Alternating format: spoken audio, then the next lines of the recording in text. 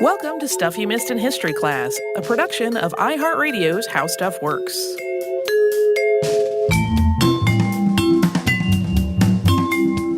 Hello and welcome to the podcast. I'm Holly Fry. And I'm Tracy V. Wilson. And Tracy, we have been traveling a lot lately. I've been traveling a whole bunch, and because of that, I just started thinking, particularly when we were on our trip to Paris, which was booked as a package, about how package travel started. Yeah. Because, I often found myself marveling at the people who managed our trip through defined destinations. We're just handling the needs of 50 people who all had differing desires and internal clocks and whatnot as we wandered around in a foreign country, and sometimes people got lost and they always managed to find them. And I marvel at the whole concept. So that made me start to think about how this whole thing began. And as I dug, it did not take very long to find the person that most people point to and say, this is the person who started it. But I was surprised because the man most often referenced as the father of the modern travel industry was inspired not by some deep-seated yearn to go out and explore the world, but it was more inspired by his support of the temperance movement and his deeply held religious beliefs. So today, we are talking about Thomas Cook, but we are also talking about his son, John Mason Cook. Modern travelers in the UK in particular are probably well acquainted with the Cook name. It is now the name of one of the largest travel agencies in the world, if not the largest. But their family were really pioneers of this idea of a travel agency to manage tourist holidays and put together packages that could be sold for all of your needs to be attended to. And you just buy your one thing, and then it's taken care of. Yeah, it didn't start that way. That happened incrementally before they got to the buy your one thing idea. But you do see the progression of how this concept started and how it started to add on different pieces until it became package travel. Thomas Cook was born on November 22nd, 1808 in Derbyshire, England. His parents, John and Elizabeth Cook, were very poor, and John worked as a laborer and died when Thomas was just 4 years old. Elizabeth remarried to James Smithard not long after John's death. Thomas's formal education was rather brief. He attended school only until the age of 10, and at that point he started working as a helper to an estate gardener. And he worked in that position for 4 years, at which point he became a cabinetry apprentice under his uncle, John Pegg. When young Thomas became an apprentice, he also switched religious denominations. Up until the age of 14, Thomas had attended a Methodist Sunday school, and that was intended to offer a little bit of a supplemental education since he had to go to work full-time to help the family. And that was a common pattern. Sunday schools in England during this time were intended to offer children a small amount of ongoing education after they were required to join the workforce. Yeah, very different, I think, from what we might think of as Sunday school today. Not as much. I mean, certainly there was religious study involved, but it was also literally like sort of a standard education that was getting conveyed. But though he had been attending Methodist Sunday school for 4 years, at 14, Thomas started attending a Baptist Sunday school. John Pegg, his new person that he was apprenticing under, was a Baptist, so that may have had some influence in the switch, but Thomas's mother also wanted her son to change churches. It appears that Thomas was very diligent in his studies at this new school, and he eventually started teaching there. He was eventually named its superintendent. He hadn't been baptized yet, though. That didn't happen until February of 1826 when he was 17. Yeah, that kind of ties into that idea that Sunday school is not the way we would think of Sunday school in modern America, for example. It really was not quite the same deal. And I only know catechism, which is different than other religions' Sunday schools, so I'm sure I have a very different concept of how the whole thing works. Cook's religious devotion eventually supplanted his work in cabinetry.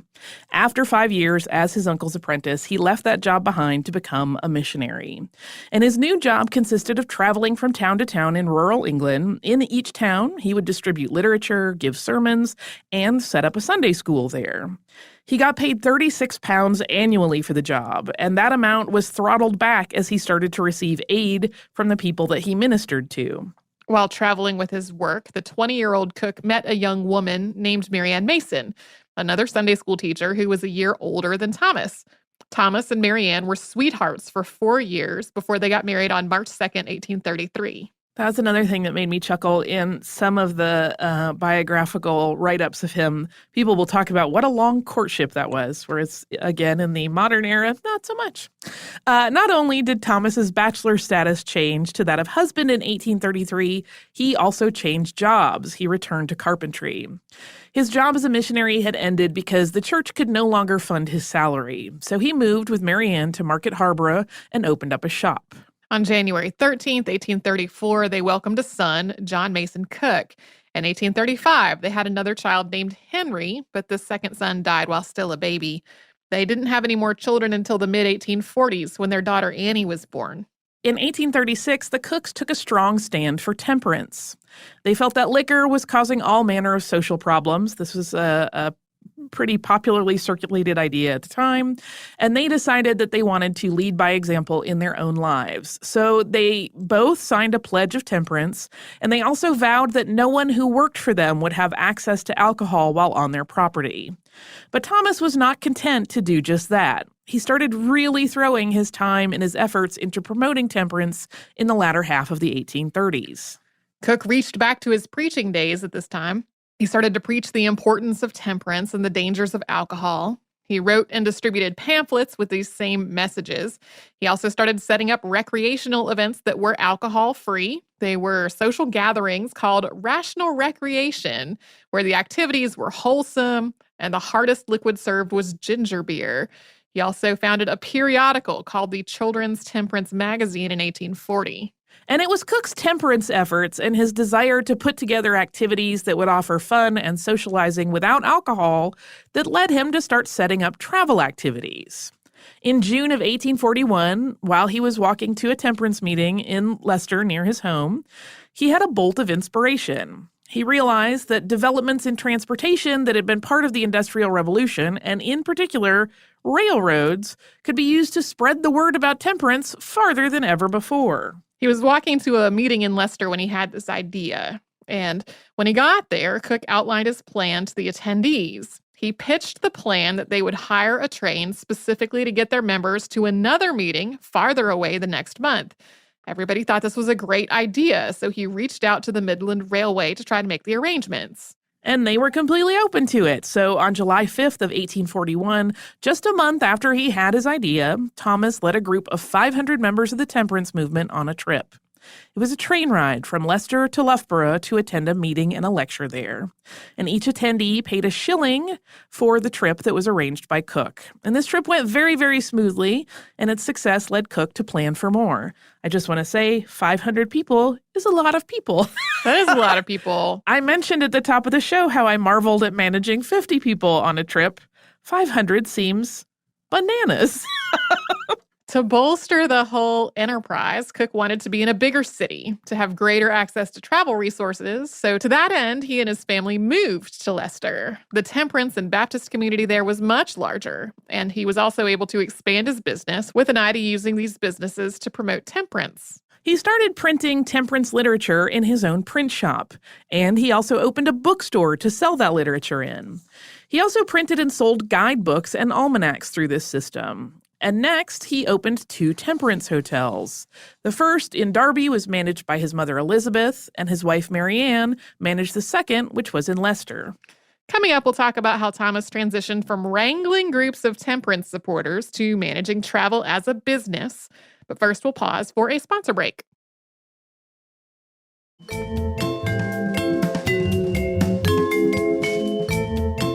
Thomas Cook had, since that first rail trip from Leicester to Loughborough in 1841, continued to arrange trips for temperance supporters to attend meetings and share their ideology throughout England.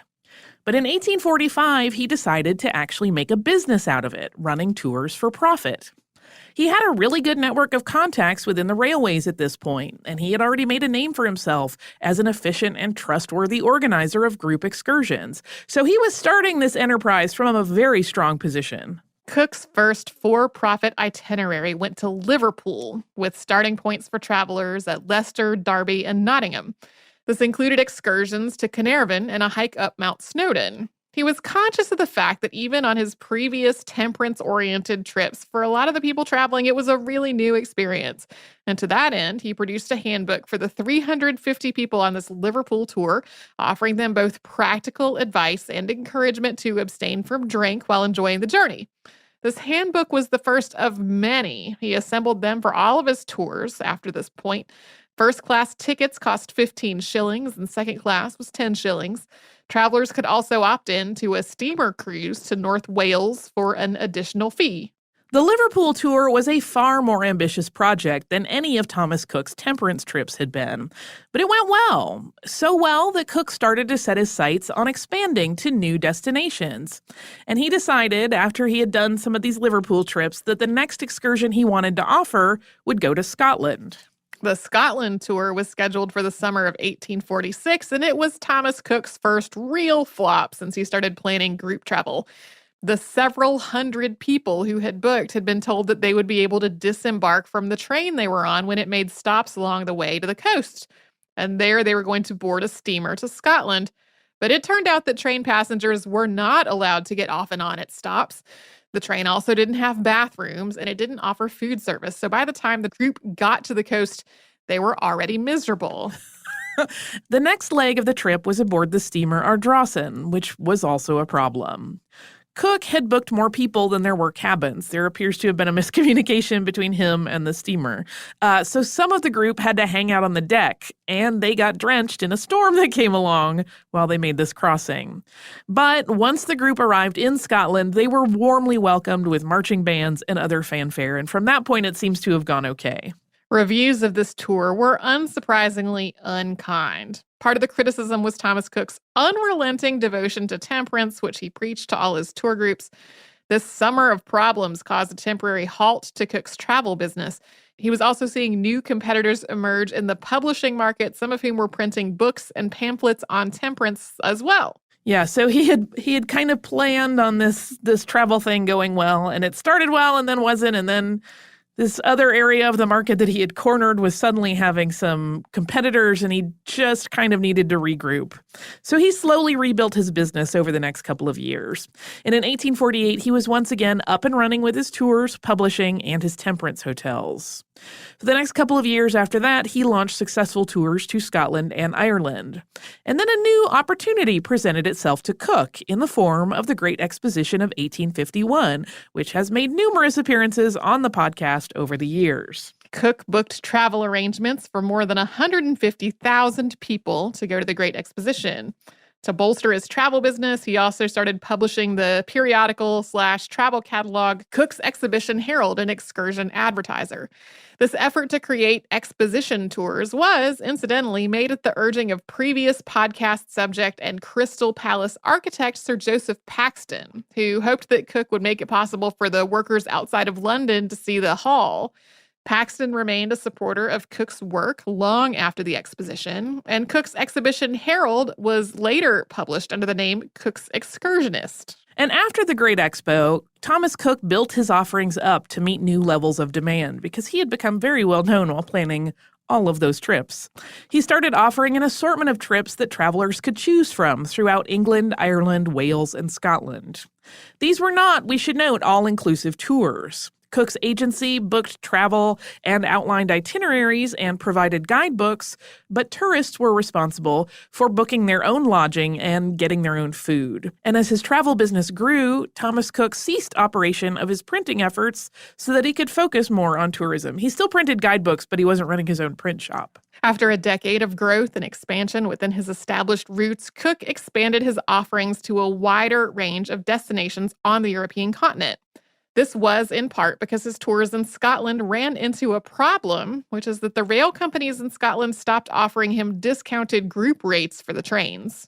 And so to expand into this new phase of business, Cook did two things. First, he opened another office in London.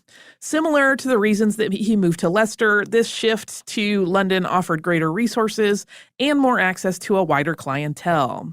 And second, he started creating more comprehensive bookings, ones that did include lodging and meals, as well as railroad travel and channel crossings. In 1855, Thomas Cook mounted his first European continental tour to coincide with another exposition, this time the Exposition Universelle in Paris. This trip hit a lot of other spots before landing at the expo, though. From England, the group traveled to Antwerp, Brussels, Cologne, Heidelberg, and Strasbourg before finishing in Paris. In addition to booking the trip as a comprehensive package, he also offered a currency exchange service to his travelers. Yeah, at this point, he was offering literally like full service travel. By the fall of 1863, Cook had booked travel to Switzerland for an estimated 500 tourists and to France for about 2,000. The rapid growth of his expanded offerings led to Cook being nicknamed the Napoleon of excursions. And before long, a Cook's tour became synonymous with guided tourist experiences. In 1865, the business shifted once again, this time because Cook's son, John Mason Cook, started working for the firm full-time. Over the next 6 years, John helped his father expand the company significantly so that by 1871, there were 3 offices for the firm in England, each with a full staff. John was made partner that year, and the firm became Thomas Cook and Son. John had been highly instrumental in getting Cook's company into booking travel across the Atlantic, and he had streamlined the way the business ran to make everything more efficient. But even so, John had been really reluctant to step into the role of partner. After the popularity of Thomas Cook & Sons' offering for travel to France and Switzerland, the firm started offering tours to Italy as well. As we mentioned, John helped get it across the Atlantic, so a United States itinerary was soon made available. And then they offered trips to Egypt and Israel. And as Cook's travel agency entered the 1870s, he was, as always, thinking bigger in terms of where he could go. The advertisements for the company at this point read, "A Cook's ticket brings the world to you." And Thomas Cook seemed really intent on delivering on that promise. It was this attitude that led him to offer the first ever round-the-world tourist itinerary. It was ambitious, but Cook was driven by his religious faith just as much as any business ambition. He wanted to continue to share his religious views and show people the world simultaneously, believing that in doing so, he would help promote global peace. To that end, he traveled along with his clients on the company's first round-the-world excursion, which ran from 1872 to 1873. It took 222 days, and his being there was possible in part because he had John to manage the offices back home. But despite trusting John to handle a lot of the business, Thomas and his son had problems. And we are going to get into that after we take a break and hear from one of the sponsors that keeps Stuff You Missed in History class going.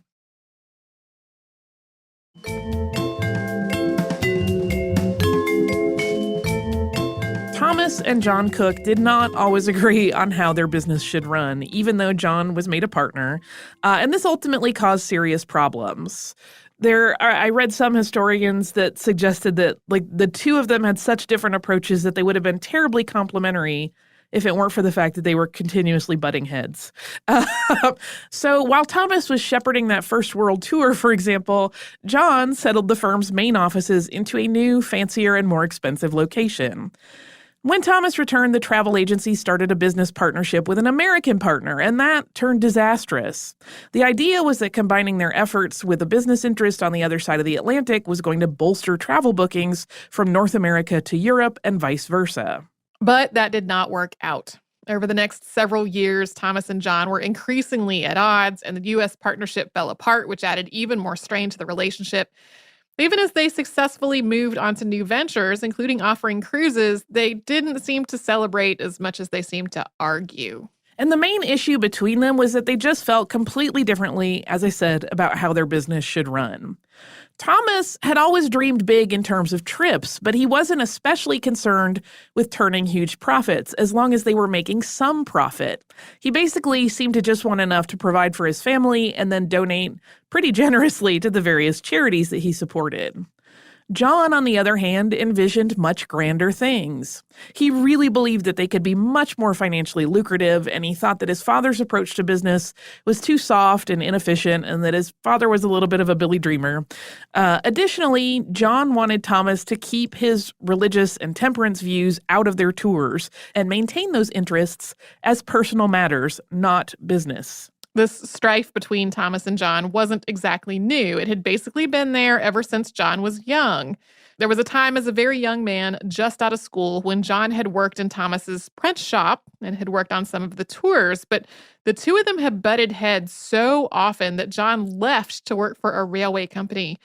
Even when John returned to work for his father in 1865, it had been because he had a wife and a child to support, not because the two of them actually wanted to work together. Things eventually came to a head in 1878, and father and son had a massive fight. The end result, although we don't have details on how exactly this decision was reached, was that Thomas removed himself from the business entirely. He moved full-time back to Leicester, where he had built a large house, and he just let John run things as he wished. But their relationship was damaged beyond repair. As the firm was transitioning in leadership from father to son, John established a new department at the firm, foreign banking and money exchange. And then through this division, the company started issuing credit notes for travelers, which evolved into traveler's checks. This proved to be a very lucrative enterprise. That makes traveler's checks older than I imagined. Yeah, I think they were first calling them circular checks. And yeah, they eventually set this up. Again, John, was very smart about business, and his father was very smart about putting together compelling tours. And if they could just have lived in harmony, they probably could have done even more amazing things than they did. John also started selecting new destinations for the firm, including India, New Zealand, and Australia. The New Zealand and Australian tours made plenty of money. India, not so much. John also negotiated government contracts for Thomas Cook and Son. So when England sent a force to relieve Major General Charles George Gordon, who had become embroiled in a conflict with the Mahdi of Sudan in the city of Khartoum against the government's wishes, that trip was managed by Thomas Cook and Son. Incidentally, that relief effort arrived too late. Gordon's stronghold had fallen and he had already been killed. That is a whole other potential podcast episode. Under John Mason Cook, the firm also transported Indian royalty to London to celebrate the Queen's 2 jubilees. And what seemed initially like a move his father would have made, John also assisted in the transport of Muslim pilgrims to Mecca. Eventually, though, even though this was part of a mission initialized by the British government's India office, Cook's fares were too high. That deal ended. Thomas and his wife, Marianne, lived in his retirement, during which he was getting a pension from his son, with their daughter, Annie, who had never married. And 2 years after they moved into the house that was called Thorncroft, that was that large house that Thomas had built in Leicester, there was a tragic loss when Annie died in her bathtub. The gas fumes from a new heater were determined to have been the cause. And Thomas's wife, Marianne, died 4 years later in 1884. Thomas Cook continued his life quietly outside of the company. He continued to travel and to work with the church and in the temperance movement. He did eventually lose his sight. In 1891, Thomas Cook and Son celebrated the company's Silver Jubilee. Thomas did not attend, although it is unknown whether that was his choice, perhaps because his health was not great or because his son did not want him there. The firm celebrated their immense success without their founder. At that point, the company had 84 offices and more than 2,500 employees, and the next in line to run things were John's 3 sons, although John continued to head things up for a while, and he even expanded the company once again to include a fleet of steamers that offered Nile River cruises. John did make a move that seemed a little bit more like something his father would have done when he paid for a hospital to be built in Egypt. The year after the company's celebration, Thomas died. That was on July 18th, 1892. He had had a stroke. He was buried in Leicester on July 22nd. His obituary in the Times referred to him and John as the Julius and Augustus Caesar of travel. Thomas's will was at odds with his existing worth at the time of his death. His estate was worth roughly £2,500, but the amount that he bequeathed in his will was £4,225, which has left some historians puzzling over what exactly happened to the great fortune that he had made. And while he was very generous throughout his life, believing that it was his duty as a religious man to help others in need, for example, he had arranged everything from soup kitchens to the building of cottages for the poor over the years, there is still a lot of puzzling over how exactly he ended up with so little. John didn't even break stride in terms of business after his father died. He had become very much a social climber, and whenever any royalty booked travel with the firm, he personally escorted them during their journey. When the first modern Olympic Games took place in Athens in 1896, John made sure that the Cook firm was their travel partner. In 1898, while escorting Kaiser Wilhelm II on a trip to the Holy Land, John Cook became ill, most likely with dysentery. And though John returned home, he continued to be unwell for several months, leading up to his death on March 6, 1899. John's sons Frank, Ernest, and Bert took over the travel agency and its many offices, and the company continued to flourish. They kept printing The Excursionist, although the name was changed to Traveler's Gazette, and in 1919 they became the first UK travel agent to offer air bookings. Thomas Cook's grandson sold the business in 1928 to a Belgian firm for £3.5 million. And the firm that Cook started still exists under the name Thomas Cook, although in recent times it has had some struggles. In May of this year, which is 2019, The Guardian reported that the company lost 1.5 billion euros due to Brexit uncertainty. People were canceling trips because they didn't know what was going to happen next. And then a few weeks later, reports hit the news that Fosun International, that's the Chinese conglomerate that owns Club Med, was interested in purchasing the company, and the company was talking with them. Still, a June 18th article in Travel Weekly announced plans for the Thomas Cook Company to open 2 new hotels in Egypt. And the day before we recorded this, but a little while before you will hear it, they announced their move of their digital marketing office to Manchester from London and new efforts to market their airline division. So regardless of what happens next to the company that bears his name, it was really Thomas Cook that set the stage for the industry of tourism as we know it today. Whenever he selected a destination as an offering, it became a standard vacation spot for his clients. And this way, he planted the seeds of this industry, which now drives the economies of many countries and many individual places within countries. Yeah, it's really fascinating to think about. Like, he would basically say, like, I think we should start going to Switzerland, and people would start going to Switzerland, and then towns that he went to in Switzerland would be like, we have a booming tourist economy. We should court tourism. And like that cycle would happen over and over and over.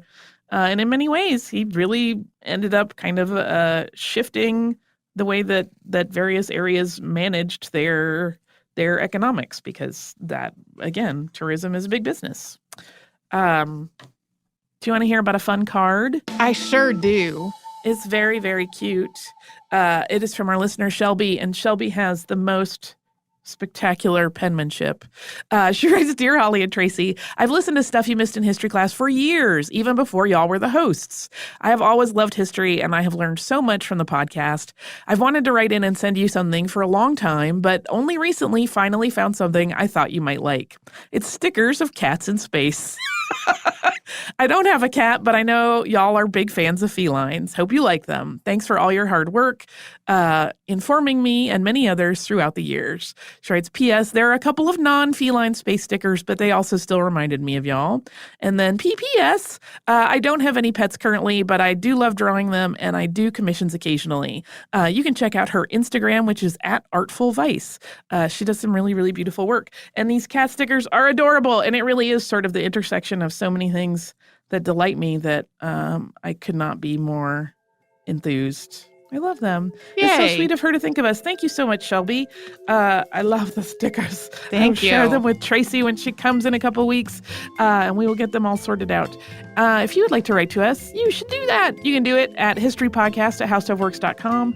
You can also find us on social media as Missed in History pretty much everywhere. MissedInHistory.com is also where to go if you want to visit us online, and there you will find an archive of every episode that has ever existed. If you would like to subscribe to the podcast, we would like you to subscribe to the podcast. You can do that on the iHeartRadio app, at Apple Podcasts, or wherever else you listen.